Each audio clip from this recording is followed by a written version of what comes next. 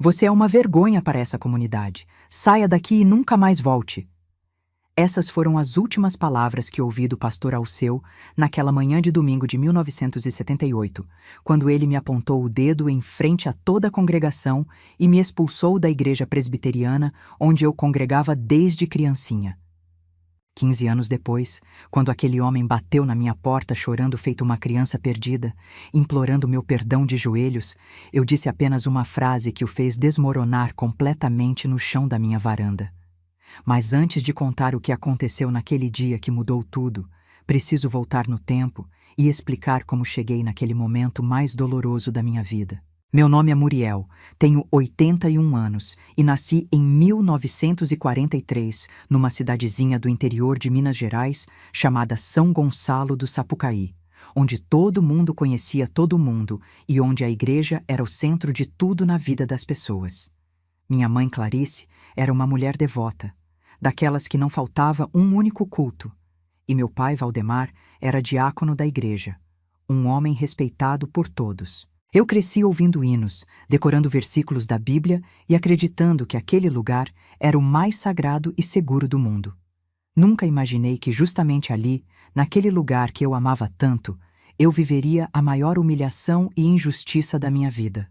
Uma dor que carregaria no peito por anos e anos, até o dia em que a verdade finalmente veio à tona de uma forma que eu jamais poderia imaginar. Eu era uma moça bonita, isso eu não posso negar.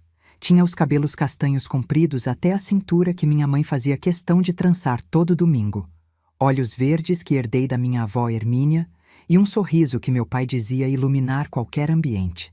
Tinha acabado de completar 28 anos em 1971, quando conheci Edmundo, um rapaz que tinha vindo de Pouso Alegre para trabalhar na serraria do seu Bartolomeu. Ele tinha 32 anos, era alto, forte, com aquele jeito sério e trabalhador que encantava as mães de família. Começou a frequentar nossa igreja e logo chamou a atenção de todo mundo, especialmente das moças solteiras que viviam suspirando por ele nos bancos de trás do templo. Edmundo era diferente dos outros rapazes que eu conhecia. Ele não ficava fazendo gracinha, não vivia contando vantagem, era discreto, educado, sempre com a Bíblia debaixo do braço e participando de todos os trabalhos da igreja. O pastor Alceu vivia elogiando ele nos cultos, dizia que tinha encontrado um jovem exemplar, um verdadeiro servo de Deus que seria um grande líder na comunidade. Meu pai gostava dele, minha mãe vivia dizendo que era um bom partido, e eu comecei a me interessar também, confesso. Ele tinha um jeito gentil de olhar. Sempre me cumprimentava com respeito, oferecia ajuda para carregar as cestas da feira quando me encontrava na rua, coisas simples, mas que faziam meu coração bater mais forte. Foi num retiro da igreja, em fevereiro de 1972, que Edmundo finalmente se declarou para mim. Era uma noite quente, estávamos todos reunidos ao redor da fogueira cantando hinos, e quando o grupo se dispersou para dormir, ele me pediu para conversarmos a sós por alguns minutos. Lembro como se fosse hoje, ele nervoso, mexendo nas mãos, e eu com o coração disparado, esperando o que ele tinha para dizer. Muriel, faz tempo que venho orando e pedindo a Deus uma direção, e sinto que Ele colocou você no meu caminho. Gostaria de pedir permissão para cortejar você, se seu pai permitir. Eu fiquei tão emocionada que mal consegui responder. Apenas balancei a cabeça que sim e senti meu rosto esquentar todo. No dia seguinte, Edmundo conversou com meu pai, que deu a permissão para o namoro. A partir dali começou o que eu achava que seria a história mais linda da minha vida. Ele era atencioso, respeitoso, nunca tentou nada além de segurar minha mão, sempre me tratava com todo o cuidado do mundo. Nos domingos após o culto, sentávamos na varanda da minha casa e conversávamos sobre tudo, sobre nossos sonhos, sobre a vida que construiríamos juntos, sobre quantos filhos teríamos. Minha mãe ficava sempre por perto, vigiando como era de costume naquela época, mas ela mesma dizia que Edmundo era um rapaz de respeito, que eu tinha dado sorte de encontrar alguém assim. 6 meses depois do início do namoro, em agosto de 1972, Edmundo me pediu em casamento. Foi depois do culto de quarta-feira, na frente de toda a igreja, ele se ajoelhou e tirou do bolso uma argolinha simples de ouro que tinha comprado com suas economias. Eu disse sim entre lágrimas, e toda a congregação aplaudiu e cantou um hino de gratidão. O pastor Alceu nos abençoou ali mesmo. Disse que éramos um casal escolhido por Deus, que seríamos exemplo para os jovens da igreja. Marcamos o casamento para dezembro, 4 meses depois, tempo suficiente para preparar tudo e juntar um dinheirinho para começar nossa vida. Os meses que se seguiram foram de uma felicidade que eu nunca tinha experimentado. Preparávamos o enxoval, escolhíamos as músicas para a cerimônia, eu bordava minha toalha de mesa enquanto sonhava acordada com nossa casinha e nossos futuros filhos. Edmundo tinha alugado uma casinha simples, mas arrumadinha, perto da serraria. E nos finais de semana íamos juntos, sempre acompanhados por minha mãe ou minha tia Benedita, para limpar e organizar os poucos móveis que tínhamos conseguido. Ele era carinhoso, chamava-me de meu anjo. Dizia que eu era a mulher mais bonita de São Gonçalo, me fazia sentir especial. Mas tinha algo que eu comecei a notar e que me incomodava, embora na época eu não desse muita importância. Edmundo era muito próximo do pastor Alceu. Eles passavam horas conversando sozinhos no escritório da igreja. Às vezes Edmundo faltava a nossos encontros, dizendo que o pastor tinha chamado ele para uma conversa importante. Quando eu perguntava sobre o que conversavam, ele desviava o assunto, dizia que eram coisas de homem, assuntos da igreja que eu não precisava me preocupar. Uma vez minha mãe comentou que achava estranho tanto segredo, mas logo ela mesma se corrigiu dizendo que pastor era como um pai espiritual, que era normal essa proximidade. Faltando apenas 3 semanas para o casamento, numa tarde de novembro de 1972, aconteceu algo que na época não entendi, mas que hoje vejo como o primeiro sinal de que algo estava muito errado. Edmundo chegou na minha casa mais cedo que o combinado. Estava pálido, suando frio mesmo sendo um dia ameno, e pediu para conversarmos a sós. Meu pai estranhou, mas permitiu, desde que fosse na sala com a porta aberta. Edmundo segurou minhas mãos e disse que precisava me contar algo muito importante. Muriel, eu cometi um erro grave no passado, antes de te conhecer. O pastor Alceu sabe de tudo e está me ajudando a me redimir. Eu só quero que você saiba que sou um homem novo agora, que Deus me perdoou e que vou ser um bom marido para você. Eu fiquei confusa. Perguntei que erro era aquele, mas ele não quis detalhar. Disse apenas que tinha sido coisa da juventude, besteira de rapaz solteiro, e que o importante era que estava tudo resolvido. Aquela conversa me deixou inquieta a noite inteira. Que erro seria esse? Por que o pastor Alceu sabia e eu, que ia casar com ele, não podia saber? Conversei com minha mãe, que me acalmou dizendo que homem tinha passado mesmo, que o importante era que ele tinha se arrependido e mudado de vida. Muriel, todo mundo tem seus segredos, suas vergonhas do passado. Se o pastor disse que está tudo bem, está tudo bem. Você vai estragar seu casamento por bobagem? Eu aceitei aquela explicação. Afinal, naquela época, a gente não questionava muito as coisas. A palavra do pastor era praticamente lei. O casamento aconteceu no dia 15 de dezembro de 1972. Foi uma cerimônia linda, simples, mas emocionante, com a igreja toda enfeitada com flores brancas que as irmãs tinham colhido nos jardins. Eu usei o vestido que minha mãe tinha usado no casamento dela, todo de renda branca e com uma cauda pequena. Edmundo estava lindo de terno escuro, e quando trocamos as alianças e o pastor Alceu nos declarou marido e mulher, eu senti que era a pessoa mais feliz do mundo. A festa foi na casa dos meus pais, com comida farta, sanfona e muita alegria. Todo mundo dizia que éramos o casal perfeito, que Deus tinha preparado aquele encontro. A lua de mel foi passar 3 dias em Pouso Alegre, na casa de uns tios de Edmundo. Foram dias estranhos para mim, porque pela primeira vez ficamos completamente sozinhos, e eu percebi que não conhecia direito aquele homem com quem tinha acabado de casar. Ele era quieto demais, às vezes ficava horas olhando para o nada, e quando eu tentava puxar conversa, ele respondia com monossílabos.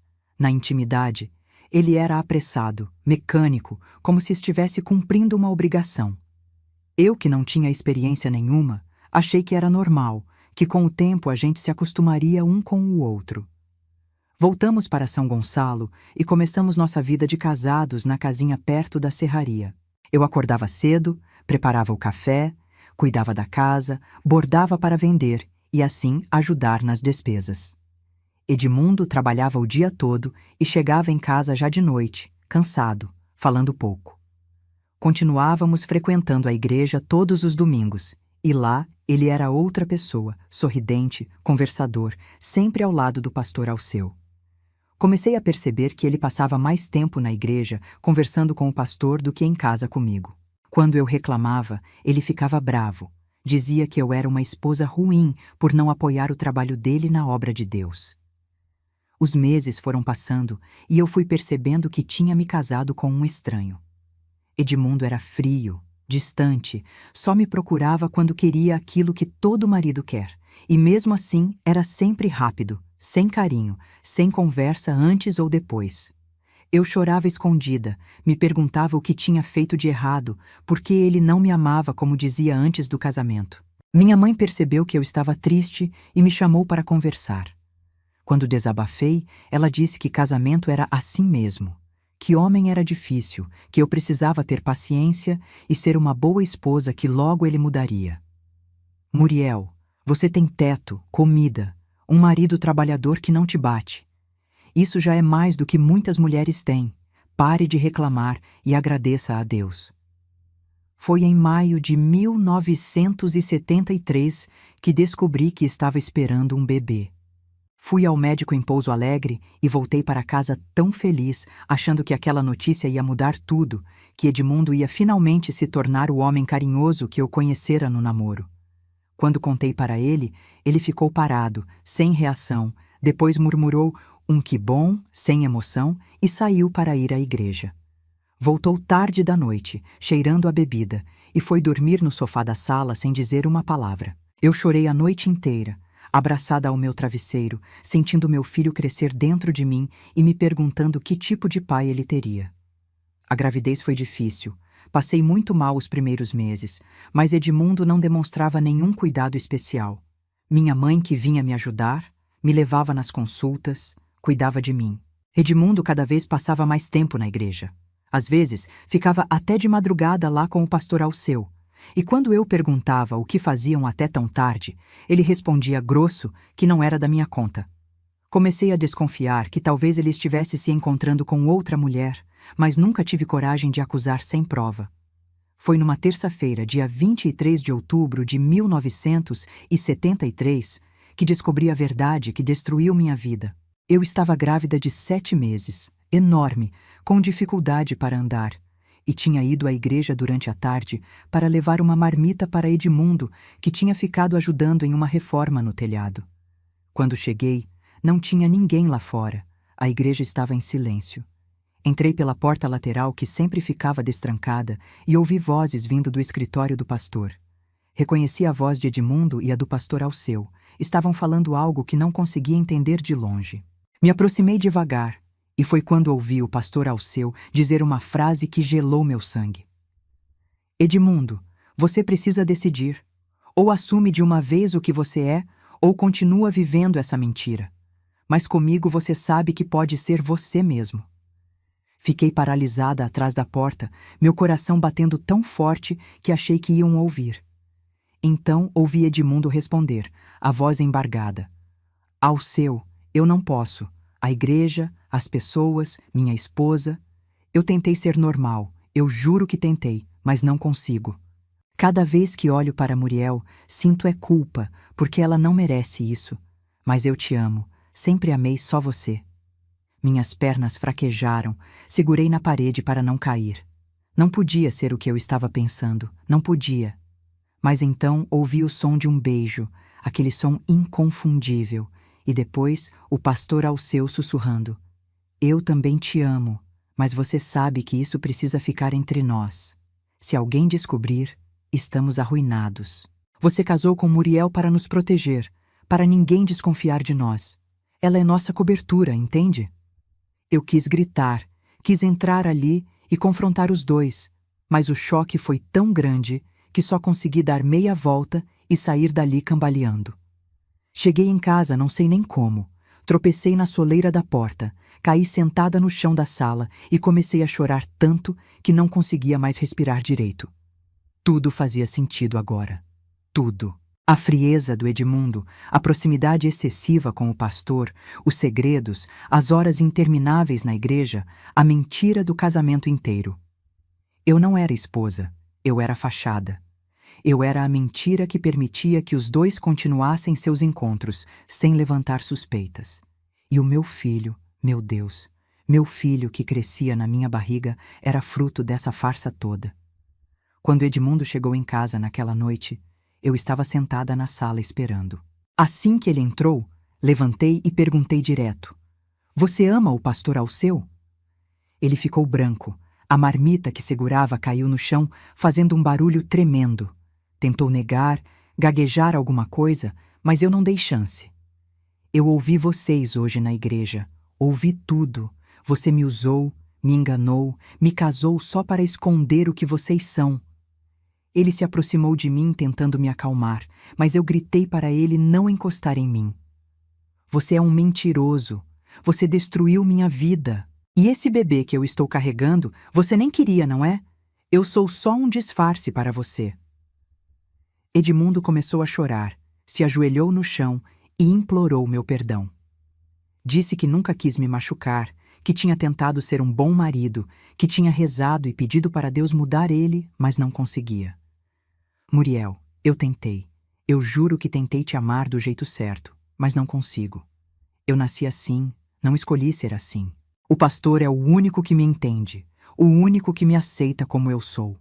Eu estava com tanto ódio, com tanta raiva, que peguei o que tinha perto e joguei nele, pratos, panelas, tudo o que encontrei pela frente. Você me usou, você me roubou minha vida. Eu podia ter casado com alguém que me amasse de verdade, mas você me enganou." Naquela noite, Edmundo dormiu na serraria, e eu fiquei em casa sem conseguir pregar o olho, chorando e sentindo meu filho mexer na barriga, me perguntando o que ia ser de nós dois. No dia seguinte, fui até a casa dos meus pais e contei tudo. Meu pai ficou tão bravo que saiu para procurar Edmundo, queria bater nele, queria arrancar satisfação. Minha mãe ficou em choque, repetindo que não podia ser verdade, que eu devia ter entendido errado. Mas eu tinha ouvido muito bem, e não ia deixar ninguém duvidar de mim. Quando meu pai finalmente achou Edmundo, exigiu que ele confirmasse ou negasse. Edmundo, acuado, acabou confessando tudo. Disse que era verdade sim, que tinha esse sentimento pelo pastor Alceu desde que chegou em São Gonçalo, que o pastor também sentia o mesmo, e que tinham arquitetado o casamento comigo para disfarçar tudo. Meu pai ficou transtornado. Disse que ia expor aquilo para a igreja inteira, que não ia deixar aquela safadeza passar em branco. Mas Edmundo implorou que não fizesse aquilo. Disse que o pastor Alceu podia destruir nossa família, que ele tinha influência, que ninguém ia acreditar na gente. Eu estava decidida. Eu ia sim contar para todo mundo. Não ia deixar aqueles dois destruírem minha vida e ainda saírem como se nada tivesse acontecido. No domingo seguinte, dia 28 de outubro de 1973, eu fui para o culto. Edmundo não tinha ido em casa desde o dia da briga, estava escondido não sei onde. Quando o culto estava no meio, na hora dos avisos, eu levantei do banco e pedi a palavra. O pastor Alceu ficou surpreso, mas permitiu. Afinal, eu era uma irmã grávida e respeitada. Subi na frente, encarei aquele homem que eu tinha admirado a vida inteira e comecei a falar. "Irmãos, eu preciso contar uma coisa para vocês. Meu marido Edmundo e o pastor Alceu têm um relacionamento que vai além da amizade cristã.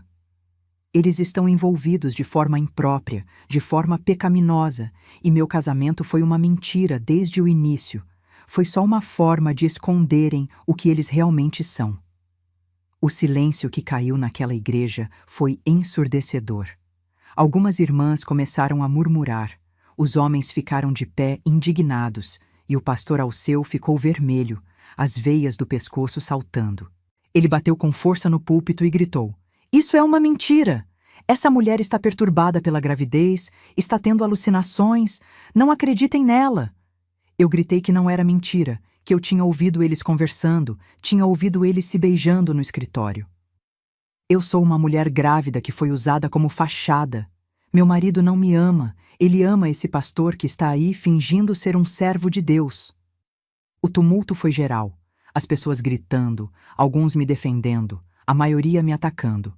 O pastor Alceu veio até mim, me apontou o dedo e gritou bem na minha cara: "Você é uma mentirosa, você está blasfemando contra um ungido de Deus. Sai daqui, Muriel, você está expulsa desta igreja, você não é mais bem-vinda aqui." Várias pessoas começaram a me empurrar para fora, gritando que eu era louca, que estava possuída, que estava caluniando um homem de Deus. Minha mãe tentou me defender, mas foi impedida pelos diáconos. Meu pai foi segurado por 3 homens quando tentou partir para cima do pastor Alceu.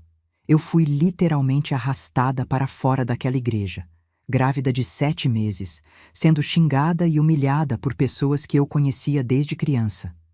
Quando finalmente me jogaram na rua, a porta da igreja foi fechada na minha cara com força e eu ouvi a voz do pastor Alceu do lado de dentro, mandando todos voltarem aos seus lugares e orarem pela minha alma perturbada. Sentei ali na calçada, sozinha, grávida, expulsa, e chorei como nunca tinha chorado na vida. Meu pai e minha mãe saíram poucos minutos depois. Também foram praticamente expulsos por me defenderem. A igreja inteira tinha ficado do lado do pastor. Edmundo nunca mais deu as caras em São Gonçalo, desapareceu, dizem que foi para São Paulo. O pastor Alceu continuou na igreja como se nada tivesse acontecido, e eu me tornei a louca, a mentirosa, a mulher que tinha caluniado um homem de Deus. Os meses que se seguiram foram os piores da minha vida. Todo mundo na cidade me evitava. Sussurravam quando eu passava, viravam a cara. Perdi minhas amigas, perdi meu lugar na comunidade, perdi minha dignidade. Minha única família que ficou ao meu lado foi meus pais. Meu filho nasceu em dezembro de 1973. Um menino lindo que chamei de Leandro. Olhava para aquele bebê e, ao mesmo tempo que amava com toda a minha alma, sentia uma tristeza profunda, porque ele era fruto daquela mentira toda. Decidi que não ia ficar em São Gonçalo do Sapucaí. Em março de 1974, peguei meu filho com 3 meses de vida e fui para Belo Horizonte, onde tinha uma tia distante que se ofereceu para me ajudar. Meus pais ficaram arrasados, mas entenderam que eu precisava recomeçar longe dali. Em Belo Horizonte, comecei do zero, trabalhando em casa de família, lavando roupa, passando, fazendo faxina, o que aparecesse. Criei meu filho sozinha, nunca recebi um centavo de pensão do Edmundo que tinha sumido no mundo. Foram 15 anos de muito trabalho, de muita luta, mas também de alguma paz. Longe daquela cidade, ninguém me conhecia, ninguém sabia da minha história, e eu pude reconstruir minha vida aos poucos. Leandro cresceu um menino bom, estudioso, e eu fazia de tudo para dar o melhor para ele. Nunca mais pisei em igreja nenhuma. Perdi completamente a fé naquele Deus que tinha permitido que eu fosse enganada e humilhada daquele jeito. Em 1988, eu já estava com 45 anos, trabalhava como cozinheira em um restaurante no bairro Floresta, em Belo Horizonte, e tinha uma vida simples, mas digna. Leandro estava com 14 anos, estudando no colegial. Era um menino inteligente e responsável, que me ajudava nas horas vagas lavando pratos no mesmo restaurante onde eu cozinhava. Tínhamos alugado uma casinha pequena de 2 cômodos, mas era nossa, era limpa, era honesta, e ninguém ali sabia da vergonha que eu tinha vivido 15 anos atrás. Eu tinha conseguido erguer minha cabeça de novo, tinha conseguido criar meu filho com dignidade apesar de tudo, e pensava que aquele capítulo da minha vida estava definitivamente fechado, enterrado lá em São Gonçalo do Sapucaí, junto com a Muriel ingênua, que acreditava em pastores e em casamentos abençoados por Deus.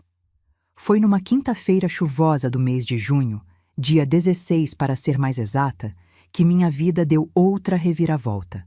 Eu tinha acabado de chegar do trabalho, estava cansada depois de um dia inteiro fritando e cozinhando, os pés doendo, as costas reclamando, e quando subi as escadas do cortiço onde morávamos, vi um homem sentado na soleira da minha porta. Era de noite. A luz do corredor era fraca, mas quando ele levantou a cabeça e eu vi aquele rosto, senti como se tivesse levado um soco no estômago. Era o pastor Alceu, 15 anos mais velho, O cabelo grisalho, o rosto marcado pelo tempo, mas era ele, não tinha dúvida nenhuma. Meu primeiro impulso foi virar as costas e sair correndo, mas minhas pernas não obedeceram. Ficaram travadas ali no corredor, enquanto ele se levantava devagar, as mãos tremendo, os olhos vermelhos e inchados de tanto chorar. Ele tentou falar, mas a voz saiu embargada, então pigarreou e tentou de novo. Muriel, por favor, eu preciso falar com você. Eu sei que não tenho esse direito. Sei que você deve me odiar mais do que tudo nessa vida. Mas eu viajei 2 dias de ônibus para chegar aqui. Eu precisava te encontrar. Eu senti uma raiva tão grande subindo do meu peito que pensei que fosse vomitar ali mesmo no corredor. Aquele homem tinha destruído minha vida. Tinha me expulsado da igreja como se eu fosse lixo.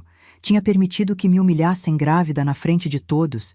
E agora aparecia na minha porta, depois de 15 anos, como se nada tivesse acontecido. Juntei todas as forças que tinha e falei, a voz saindo gelada e dura como pedra. O senhor tem exatamente 10 segundos para sair da frente da minha porta antes que eu grite tão alto que o cortiço inteiro vai acordar e chamar a polícia. 1, 2, 3... Mas ele não saiu. Pelo contrário, desabou ali mesmo, os joelhos batendo com força no chão de cimento do corredor, as mãos juntas como se estivesse rezando, e começou a soluçar de um jeito tão desesperado que alguns vizinhos abriram as portas para ver o que estava acontecendo. Muriel, pelo amor de Deus, me escuta só 5 minutos. Só 5 minutos e eu vou embora, e você nunca mais vai precisar me ver na vida. Mas eu preciso te contar o que aconteceu. Preciso te pedir perdão, preciso... E então ele desabou completamente, o corpo inteiro chacoalhando com o choro, a testa encostada no chão sujo do corredor. E eu fiquei ali parada sem saber o que fazer, dividida entre o ódio que sentia e a curiosidade mórbida de saber o que diabos tinha acontecido para aquele homem vir me procurar depois de tanto tempo. Olhei ao redor e vi pelo menos 5 vizinhos espiando, alguns já cochichando, e a última coisa que eu precisava era virar assunto de fofoca no cortiço. Então respirei fundo, abri a porta da minha casa e falei secamente. Entre, mas deixa eu te avisar uma coisa. Eu não sou mais aquela moça de 28 anos que o senhor humilhou na igreja. Eu sou outra pessoa agora. E se o senhor veio aqui, achando que vai encontrar perdão fácil, pode ir embora do mesmo jeito que veio. Ele entrou cambaleando, se sentou na cadeira que apontei para ele e ficou ali com a cabeça baixa, as mãos tremendo tanto que mal conseguia segurar o lenço velho que tirou do bolso para limpar o rosto. Sentei na outra cadeira, cruzei os braços e esperei, porque não ia facilitar nada para ele, não mesmo. Ele começou a falar devagar, a voz saindo fanhosa por causa do choro. Disse que há 3 anos, em 1985, Edmundo tinha aparecido de novo em São Gonçalo do Sapucaí. Estava doente, muito doente, magro feito um esqueleto, com manchas roxas pelo corpo todo, e foi direto para a casa do pastor Alceu pedindo ajuda. Naquela época, já se ouvia falar de uma doença nova que estava matando muita gente, principalmente aqueles que viviam como Edmundo e o pastor viviam. Uma doença que as pessoas chamavam de peste gay, de câncer gay, e que ninguém sabia direito como tratava. Edmundo disse para o pastor que precisava de ajuda, que não tinha mais ninguém no mundo, que estava morrendo e tinha medo de morrer sozinho. O pastor Alceu, em vez de ter compaixão, entrou em pânico, mandou Edmundo embora na mesma hora, disse que não podia se arriscar, que se alguém descobrisse que ele tinha alguma ligação com Edmundo e com aquela doença, ia perder tudo, a igreja, a reputação, tudo. Edmundo implorou. Chegou a se ajoelhar na porta da casa do pastor, mas o pastor Alceu foi inflexível. Chamou 2 diáconos e mandou que levassem Edmundo dali para longe, que o colocassem no ônibus de volta para onde quer que ele tivesse vindo. Edmundo foi embora chorando, dizendo que o pastor era um covarde, que tinha destruído a vida de muita gente e que um dia ia pagar por tudo. 3 meses depois, o pastor Alceu recebeu a notícia de que Edmundo tinha morrido num hospital público de São Paulo, sozinho, sem ninguém, sem nem ter onde ser enterrado direito. Quando o pastor me contou isso, eu senti uma pontada no peito, porque por mais que Edmundo tivesse me enganado, por mais que tivesse me usado, ele era pai do meu filho, e saber que tinha morrido daquele jeito, abandonado por todo mundo, me doeu de uma forma que não esperava. Mas o pastor Alceu não tinha terminado. Ele continuou falando, agora chorando mais ainda, dizendo que depois da morte de Edmundo começou a sentir os mesmos sintomas. Primeiro foi uma gripe que não passava, depois umas manchas estranhas na pele, depois a fraqueza, o cansaço, a perda de peso. Foi no médico escondido em outra cidade e recebeu o diagnóstico que já esperava, mas que não queria acreditar. Ele tinha a mesma doença que matou Edmundo. O médico foi direto. Disse que não tinha cura, que era questão de tempo, que talvez ele tivesse 2 anos de vida se tivesse sorte. O pastor Alceu voltou para São Gonçalo em desespero, sabendo que estava condenado, sabendo que ia morrer da mesma forma que Edmundo tinha morrido, mas sem poder contar para ninguém, sem poder pedir ajuda para ninguém, porque se contasse, todo mundo ia saber a verdade sobre ele. Durante 3 anos, de 1985 até agora, em 1988, o pastor Alceu viveu uma mentira ainda maior. Continuou pregando na igreja, continuou batizando, casando, enterrando, fingindo ser o homem de Deus que todos achavam que ele era, enquanto por dentro estava apodrecendo de culpa e de doença. Ele disse que teve outros encontros ao longo dos anos, outros homens que ele conhecia em viagens, em congressos, sempre muito escondido, sempre com muito medo de ser descoberto, e que provavelmente foi de um desses homens que ele pegou a doença. Disse que quando Edmundo apareceu doente na porta da casa dele, ele já devia estar infectado também, mas estava em negação, achando que com ele seria diferente, que Deus ia poupar ele porque ele era um pastor, porque ele fazia a obra do Senhor. Mas Deus não poupou. Ele continuou, a voz quebrando de novo.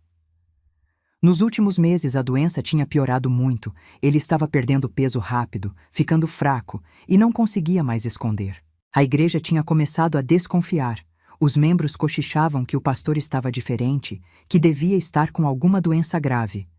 Ele tinha inventado que era problema no coração, que estava fazendo tratamento, mas sabia que logo, muito logo, a verdade ia aparecer de um jeito ou de outro. E foi aí, disse ele, que começou a não conseguir mais dormir de noite. Toda vez que fechava os olhos, via o rosto de Edmundo morrendo sozinho naquele hospital. Via meu rosto naquele dia no culto, grávida, sendo arrastada para fora da igreja. Via os rostos de todas as pessoas que ele tinha enganado, manipulado, destruído ao longo dos anos para proteger seu segredo. Muriel, ele disse, levantando finalmente os olhos para me encarar. Eu destruí sua vida. Eu sei disso. Eu sabia que Edmundo não te amava. Eu sabia que ele só te queria como fachada, e eu incentivei aquilo. Eu incentivei porque era bom para mim também, porque enquanto ele estava casado com você, ninguém desconfiava da gente. Eu usei você, usei sua ingenuidade, sua fé, sua bondade, e depois quando você descobriu a verdade e teve coragem de me confrontar, eu te destruí de novo. Te expulsei da igreja, deixei que te humilhassem, virei a cidade inteira contra você para me proteger. E agora eu estou morrendo, Muriel. Estou morrendo da mesma doença que matou Edmundo, e sei que vou morrer sozinho também, porque não tenho ninguém, não tenho nada. Minha vida inteira foi uma mentira, e no final das contas, de que adiantou? Eu perdi tudo do mesmo jeito. Ele parou de falar e ficou ali esperando que eu dissesse alguma coisa, mas eu não sabia o que dizer.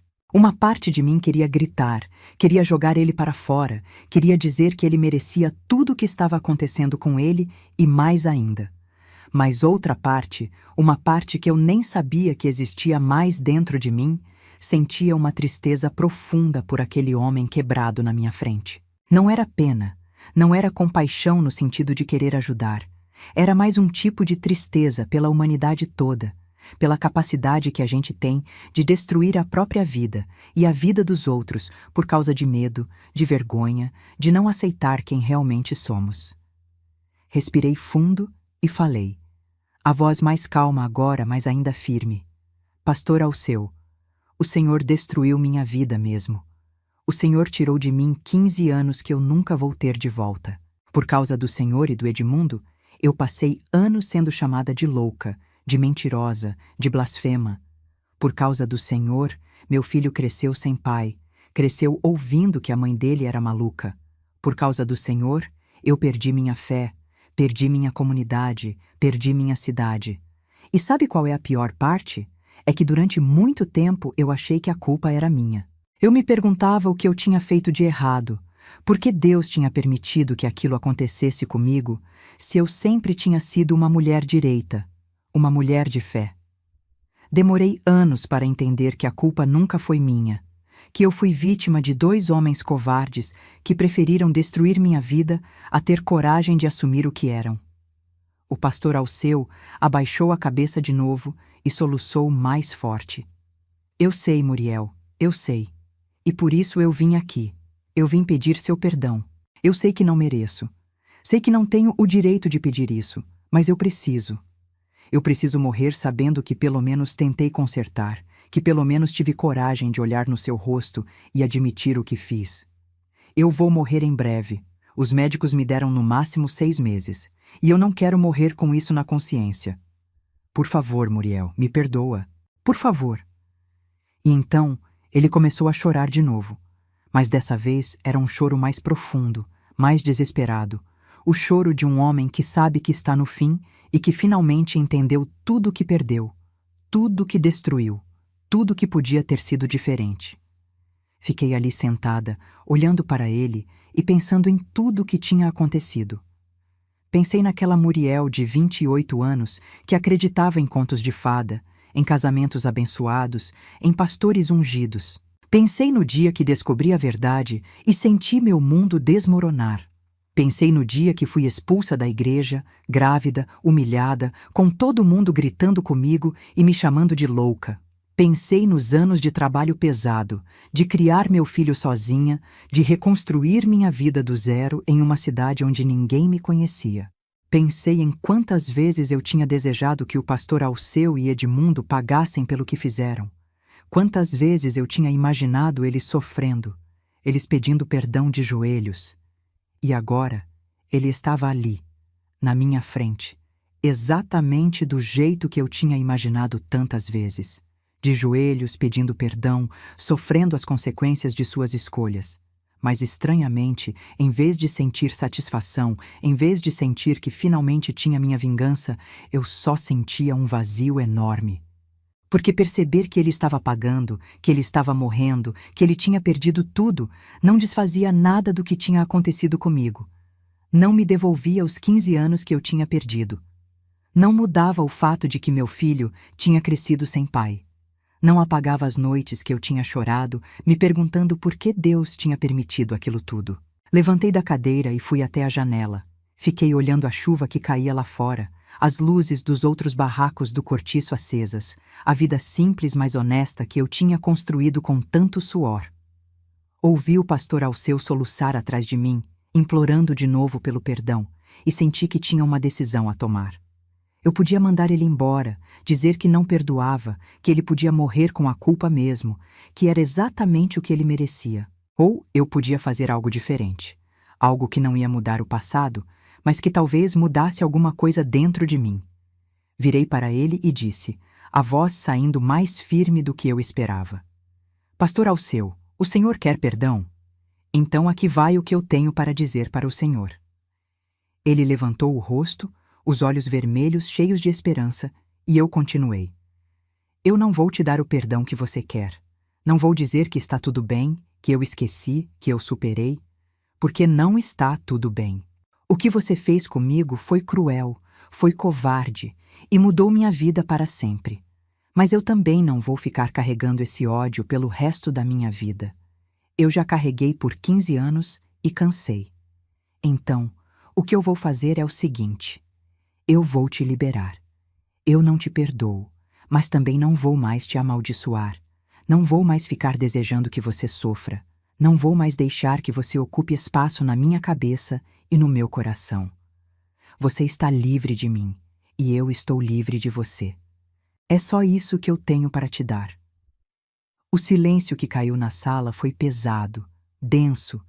Parecia que até a chuva lá fora tinha parado só para ouvir aquelas palavras. O pastor Alceu me olhou como se tivesse levado um tapa na cara, como se não soubesse se aquilo era bom ou ruim, se era o que ele queria ouvir ou não. Então ele se levantou devagar, limpou o rosto com o lenço velho e assentiu com a cabeça. Eu entendo, Muriel, e eu aceito. É mais do que eu mereço, na verdade. Obrigado por me receber, por me ouvir. Eu vou embora agora e não vou te incomodar nunca mais. Só queria que você soubesse que eu vou morrer sabendo que você é uma mulher muito mais forte e muito mais digna do que eu jamais fui. Ele caminhou até a porta, a mão já na maçaneta, quando eu chamei. Pastor Alceu, espera! Ele se virou e eu continuei. Eu não sei se isso vai mudar alguma coisa para você, mas eu quero que saiba que meu filho, o Leandro, ele cresceu um menino bom. Ele não tem nada do pai, graças a Deus. Ele é trabalhador, honesto, estuda, me ajuda, é tudo que eu podia esperar de um filho. Então, de certa forma, apesar de toda a dor, de toda a mentira, algo de bom saiu daquilo tudo. E eu acho que o Senhor precisa saber disso. Precisa saber que nem tudo que o Senhor e o Edmundo destruíram ficou destruído para sempre. Algumas coisas a gente consegue reconstruir, consegue transformar em algo melhor. Ele ficou ali parado por um momento, processando aquelas palavras, e então assentiu de novo, murmurou um obrigado, quase inaudível, e saiu, fechando a porta devagar atrás de si. Fiquei ali parada por um bom tempo, depois que ele saiu, ouvindo o barulho dos passos dele descendo a escada do cortiço, ouvindo a chuva que tinha voltado a cair com força, ouvindo o barulho dos vizinhos voltando para suas vidas. Sentei de novo na cadeira e comecei a chorar, mas não era um choro de raiva ou de tristeza. Era um choro de alívio, de libertação, como se um peso enorme que eu carregava há 15 anos tivesse finalmente saído das minhas costas. Eu tinha enfrentado o meu passado, tinha olhado nos olhos do homem que tinha destruído minha vida e tinha escolhido não deixar que ele continuasse me destruindo. Tinha escolhido me libertar. E isso, percebi naquele momento, era muito mais poderoso do que qualquer vingança poderia ser. Leandro chegou em casa 1 hora depois, encharcado pela chuva, e me encontrou ainda sentada na sala, o rosto marcado pelas lágrimas. Mãe, aconteceu alguma coisa? Você está bem? Eu sorri para ele, limpei o rosto e disse: Estou sim, meu filho. Estou melhor do que eu esperava estar. Vem cá. Deixa eu fazer um café quente para a gente. Você está todo molhado. Ele foi trocar de roupa, e eu fui para o fogão preparar o café. E enquanto mexia a água fervendo, percebi que pela primeira vez em 15 anos, eu não sentia mais aquele aperto no peito quando pensava no que tinha acontecido. Não tinha esquecido, nunca ia esquecer. Mas agora era diferente. Agora era uma cicatriz, não mais uma ferida aberta. Os meses foram passando e eu não soube mais nada do pastor Alceu. Não procurei saber. Não quis saber. Tinha feito minha parte. Tinha dito o que precisava dizer. E agora ele tinha que seguir o caminho dele, assim como eu estava seguindo o meu. Continuei trabalhando no restaurante. Continuei criando meu filho. Continuei vivendo minha vida simples, mas digna em Belo Horizonte. Em dezembro daquele ano de 1988, Leandro completou 15 anos e eu fiz uma festa pequena para ele. Chamei alguns colegas da escola dele. Fiz bolo, salgadinhos, refrigerante. Ver meu filho ali, rindo com os amigos, brincando, sendo um adolescente normal, me encheu de uma gratidão tão grande que precisei sair um pouco para não chorar na frente de todo mundo. Foi em fevereiro de 1989 que recebi a notícia. Minha mãe, que ainda morava em São Gonçalo do Sapucaí, me mandou um telegrama dizendo que o pastor Alceu tinha falecido. Tinha morrido em casa, sozinho, sem ninguém do lado, porque nos últimos meses ele tinha afastado todo mundo. Tinha dito que estava muito doente e que não queria visitas. Encontraram ele 3 dias depois, quando os vizinhos sentiram o cheiro e chamaram a polícia. O enterro foi rápido, sem muita gente, porque a essa altura já tinha começado a correr boatos na cidade sobre qual doença ele realmente tinha, e todo mundo ficou com medo de se aproximar. Minha mãe disse que foi uma coisa triste de ver um homem que tinha sido tão importante na comunidade ser enterrado quase que escondido, como se fosse alguém de quem todo mundo tinha vergonha. Quando li aquele telegrama, senti uma mistura de emoções que não sabia explicar. Não senti alegria, não senti satisfação de que ele tinha finalmente pago pelo que fez. Mas também não senti tristeza, não senti pena. Senti apenas que um capítulo da minha vida tinha finalmente se fechado de verdade, que aquele homem que tinha ocupado tanto espaço na minha história, tanto para o bem quanto para o mal, tinha saído de cena definitivamente. E percebi que eu já tinha feito as pazes com aquilo tudo naquela noite chuvosa de junho, quando ele apareceu na minha porta e eu escolhi não deixar que ele continuasse me amarrando ao passado. Guardei o telegrama numa caixa velha, onde eu mantinha algumas coisas importantes, documentos, fotos antigas, e voltei para minha rotina. Mas algo tinha mudado dentro de mim. Era como se aquela visita do pastor Alceu, por mais dolorosa que tivesse sido reviver tudo aquilo, tivesse sido necessária. Tinha sido necessária para eu perceber que eu tinha sobrevivido, que eu tinha reconstruído minha vida, que eu era muito mais forte do que aquela moça de 28 anos que tinha sido enganada e humilhada. Eu tinha vencido, não porque ele tinha morrido, ou porque ele tinha sofrido, mas porque eu tinha escolhido não deixar que aquela dor me definisse para sempre. Os anos foram passando e a vida foi seguindo seu curso natural. Leandro terminou os estudos, conseguiu um emprego bom numa empresa de contabilidade, conheceu uma moça chamada Odete, que era filha de uma colega minha do restaurante. E em 1995, eles se casaram. Eu chorei muito naquele casamento, mas eram lágrimas de alegria, de ver meu filho feliz, construindo uma família de verdade, baseada em amor de verdade, não em mentiras e fachadas como tinha sido o meu casamento. Em 1997, nasceu minha primeira neta, uma menininha linda que chamaram de Clarice em homenagem à minha mãe. E quando segurei aquele bebê nos braços pela primeira vez, senti que tudo, absolutamente tudo que eu tinha passado, tinha valido a pena para chegar naquele momento. Foi em 2001, eu já estava com 58 anos, que minha mãe faleceu em São Gonçalo do Sapucaí. Meu pai tinha morrido 5 anos antes. E agora eu precisava voltar para aquela cidade pela primeira vez em 27 anos para o enterro da minha mãe.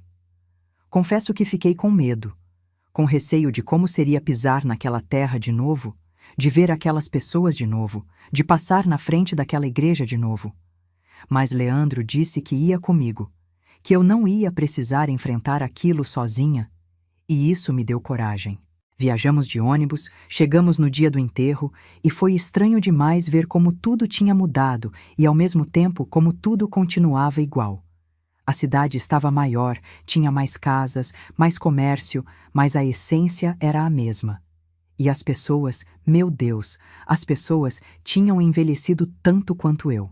Vi rostos conhecidos no velório, pessoas que tinham me expulsado da igreja naquele dia terrível de outubro de 1973. E algumas até tentaram conversar comigo, pedir desculpas de forma envergonhada e sem jeito. Eu aceitei as desculpas com educação, mas sem muita conversa, porque não estava ali para reabrir feridas, estava ali para enterrar minha mãe e ir embora. Durante o enterro, de longe, vi a igreja presbiteriana onde tudo tinha acontecido. Tinham reformado, pintado de outra cor, colocado um letreiro novo, mas era o mesmo prédio, o mesmo lugar onde eu tinha sido humilhada. Depois do enterro, antes de pegar o ônibus de volta para Belo Horizonte, decidi fazer uma coisa. Pedi para Leandro me esperar e caminhei até a igreja. Era meio da tarde de uma quarta-feira, não tinha ninguém lá. A porta estava aberta, entrei devagar, e foi como voltar no tempo. O cheiro era o mesmo, aquele cheiro de madeira velha e cera misturado com mofo. Os bancos eram os mesmos, só um pouco mais gastos. O púlpito era o mesmo, embora agora tivesse outro pastor que eu não conhecia. Sentei num dos bancos de trás, o mesmo lugar onde eu costumava sentar antes de tudo acontecer. e fiquei ali em silêncio por alguns minutos. E sabe o que eu senti? Nada. Não senti raiva, não senti tristeza, não senti mágoa. Olhei para aquele lugar que tinha sido tão importante na minha vida, que tinha sido o cenário da minha maior humilhação, e percebi que ele não tinha mais poder nenhum sobre mim. Era só um prédio velho, com bancos de madeira e um púlpito gasto. As pessoas que tinham me ferido ali já estavam mortas ou velhas demais para importar. E eu tinha sobrevivido. Tinha construído uma vida nova, tinha criado um filho maravilhoso, tinha netos, tinha dignidade. Levantei daquele banco, olhei mais uma vez ao redor e saí dali com a cabeça erguida, sabendo que nunca mais voltaria, que nunca mais precisaria voltar. No ônibus de volta para Belo Horizonte, Leandro perguntou se eu estava bem, se tinha sido muito difícil voltar para São Gonçalo depois de tanto tempo. Segurei a mão dele e respondi: "Sabe, meu filho, eu passei muito tempo achando que aquela cidade tinha me tirado tudo. Minha fé, minha dignidade, meu lugar no mundo. Mas hoje eu percebi que não foi aquela cidade que fez isso, foram pessoas, e pessoas morrem, envelhecem, perdem poder. O que ficou foi o que eu construí depois, foi você. É a vida que a gente tem agora. E isso ninguém pode tirar de mim. Ninguém nunca vai poder tirar." Ele apertou minha mão e ficamos o resto da viagem em silêncio, olhando a paisagem pela janela. E eu me sentia em paz de uma forma que não sentia há muito, muito tempo. Hoje, em 2025, tenho 81 anos. Leandro tem 52, está aposentado da empresa de contabilidade e agora trabalha por conta própria. Odete continua sendo uma nora maravilhosa, me visita toda semana, me ajuda com as coisas que não consigo mais fazer sozinha. Tenho 3 netos já crescidos, a Clarice, que tem 28 anos e trabalha como professora, o Walter, que tem 25 e está na faculdade de engenharia, e a pequena Margarida, que tem 22 e acabou de se formar em enfermagem. Todos eles sabem da minha história. Contei para eles quando achei que tinham idade suficiente para entender, porque não queria que crescessem achando que a vida da avó tinha sido sempre fácil, sempre tranquila. Quando contei, a Clarice, que na época tinha uns 15 anos, ficou indignada, disse que queria ir até São Gonçalo do Sapucaí e dizer umas verdades para quem ainda estivesse vivo daquela época. Eu sorri e expliquei para ela que não adiantava nada, que as pessoas já tinham pagado do jeito delas e que o melhor a fazer era aprender com aquilo tudo e seguir em frente. "Vó", ela perguntou, "a senhora conseguiu perdoar aquele pastor e aquele homem que te enganou?" Pensei bem antes de responder, porque queria ser honesta com ela. "Olha, minha filha, eu não sei se perdoei no sentido que as pessoas esperam. Eu não acordei um dia e disse, tá tudo bem, esqueci tudo. Mas eu aprendi a não deixar que aquela raiva me consumisse. Aprendi que guardar ódio é como tomar veneno e esperar que o outro morra. Então eu soltei, entende? Não para libertar eles, mas para me libertar. E é isso que eu tento passar para todo mundo que me pergunta sobre aquela história, que já são muitas pessoas porque meus netos vivem contando para os amigos e conhecidos. E sempre tem alguém que quer saber mais, que quer entender como eu consegui superar. Eu explico que não existe uma fórmula mágica, não existe um dia que você acorda e tudo está resolvido. É um processo, é uma escolha que você faz todo dia de não deixar que o passado defina quem você é no presente. Teve dias que foi mais fácil, teve dias que foi quase impossível. Teve noites que eu acordei suando frio, sonhando que estava naquela igreja de novo sendo expulsa, sendo humilhada. Teve momentos que a raiva voltava com tudo, e eu precisava respirar fundo e me lembrar de tudo que eu tinha conquistado, para não me deixar afundar de novo. Mas o que me salvou mesmo, o que me deu força para continuar, foi ter algo para lutar, foi ter meu filho para criar, foi ter um propósito maior do que a minha dor. Quando o Leandro era pequeno e eu estava exausta de tanto trabalhar, de tanto lutar, de tanto segurar as pontas sozinha, eu olhava para aquele menino dormindo e pensava: eu preciso ser forte por ele. Ele não tem culpa de nada que aconteceu.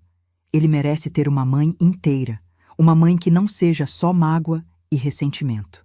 E isso me obrigava a me levantar todo dia, a trabalhar, a sorrir, a construir uma vida decente para a gente, mesmo quando tudo o que eu queria era desistir. Às vezes, as pessoas me perguntam se eu voltei a frequentar alguma igreja, se eu recuperei minha fé em Deus depois de tudo o que aconteceu. E eu respondo honestamente que não, da forma tradicional. Eu não consigo mais entrar em uma igreja sem sentir um aperto no peito, sem lembrar daquele dia. Mas eu aprendi a ter minha própria forma de espiritualidade. Aprendi a conversar com Deus do meu jeito, sem intermediários, sem pastores, sem templos. Aprendi que Deus, se existe, não mora em prédios de madeira com bancos enfileirados e púlpito na frente.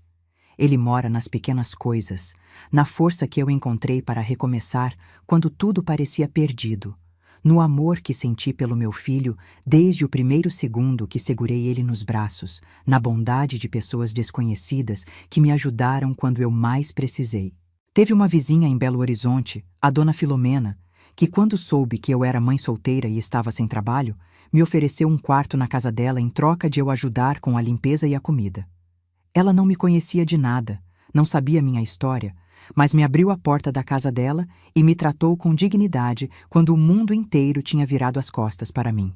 Teve a dona do restaurante onde trabalhei por tantos anos, a dona Ivonete, que me deu uma chance quando ninguém mais queria contratar uma mulher com bebê de colo. Ela me deixava levar o Leandro para o trabalho nos primeiros meses, deixava ele dormir numa caixa de papelão no canto da cozinha enquanto eu cozinhava. Essas pessoas simples que nunca pregaram sermão nenhum, nunca citaram versículo nenhum, foram muito mais cristãs comigo do que qualquer um daqueles que me expulsaram da igreja. E foi observando essas pessoas, convivendo com essa bondade simples e verdadeira, que eu entendi que religião e fé são coisas muito diferentes. Religião pode ser corrompida, pode ser usada para controlar, para manipular, para esconder podridão embaixo de aparência de santidade. Mas fé verdadeira, é aquilo que te sustenta quando mais nada faz sentido. É aquela vozinha lá no fundo que te diz para continuar mesmo quando tudo grita para você desistir. E eu tive fé, muito mais fé do que eu imaginava ter. Não fé em instituições, não fé em líderes religiosos, mas fé na vida, fé em mim mesma, fé que tinha um propósito em tudo aquilo mesmo que eu não conseguisse enxergar na época. Hoje, quando olho para trás, para aquela Muriel de 28 anos que foi expulsa da igreja grávida e humilhada, sinto uma mistura de tristeza e orgulho. Tristeza por tudo que aquela moça teve que passar, por toda a dor que ela teve que carregar. Mas orgulho imenso pela mulher que ela se tornou, pela força que ela encontrou dentro de si para não desmoronar completamente, para não deixar que aquela injustiça definisse o resto da vida dela. Aquela Muriel não sabia, mas ela era muito mais forte do que imaginava. Ela sobreviveu ao impensável e, ainda assim, conseguiu criar um filho bom, construir uma vida digna e chegar aos 81 anos com a cabeça erguida. Se eu pudesse voltar no tempo e falar alguma coisa para ela naquele dia terrível, eu diria: Muriel, eu sei que agora parece o fim do mundo. Eu sei que você acha que nunca mais vai conseguir levantar a cabeça, que nunca mais vai conseguir ser feliz. Mas acredita em mim quando eu digo que você vai. Não vai ser fácil, não vai ser rápido, vai ter muitas noites de choro e muitos dias de exaustão. Mas você vai criar seu filho com amor e dignidade. Você vai trabalhar duro e conquistar seu sustento honesto. Você vai ver seu filho crescer, casar, te dar netos lindos. Você vai envelhecer com a consciência tranquila de quem fez o melhor que podia com o que tinha. E um dia, muitos anos no futuro, você vai olhar para trás e perceber que aquilo que parecia ser seu fim foi, na verdade, seu recomeço. E é exatamente isso que tento passar para as pessoas que me ouvem, principalmente para as mulheres que passaram por situações parecidas, que foram traídas, enganadas, humilhadas e que acham que não vão conseguir superar. Eu digo para elas: vocês vão conseguir. Não porque vai ser fácil, mas porque vocês são mais fortes do que imaginam. A dor não vai sumir do dia para a noite, a mágoa vai estar ali por muito tempo. Mas um dia vocês vão acordar e perceber que aquilo não dói mais como doía antes.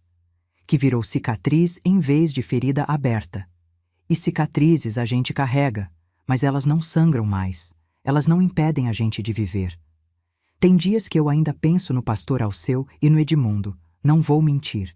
Penso em como seria diferente se eles tivessem tido coragem de assumir o que eram desde o início, se tivessem enfrentado o preconceito em vez de destruir a vida de uma pessoa inocente para se esconder.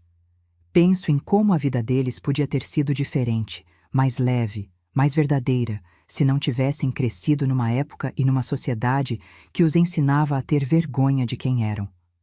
Mas também penso que nada disso justifica o que fizeram comigo. Dor não justifica causar dor. Medo não justifica destruir a vida de outra pessoa.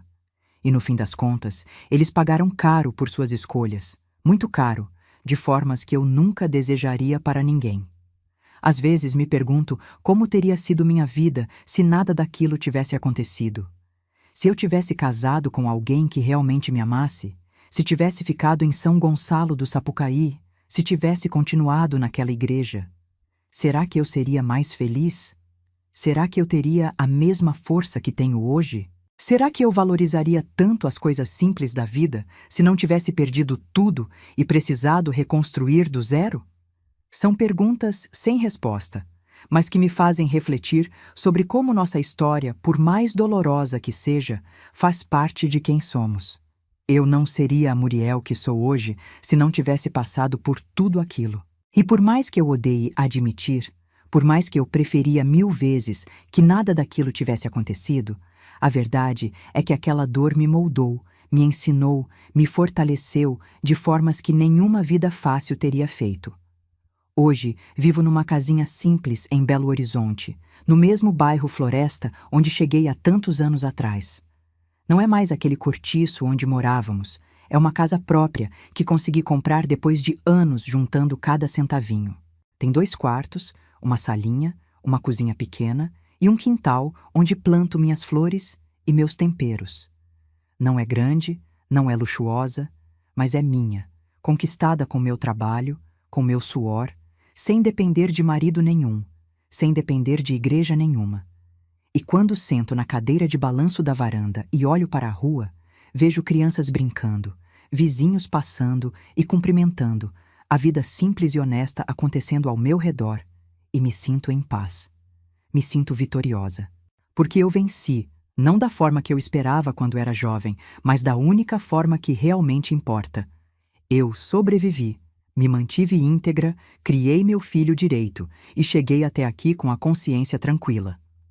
A frase que eu disse para o pastor Alceu naquela noite chuvosa de junho de 1988 foi simples, mas carregava o peso de 15 anos de dor e libertação.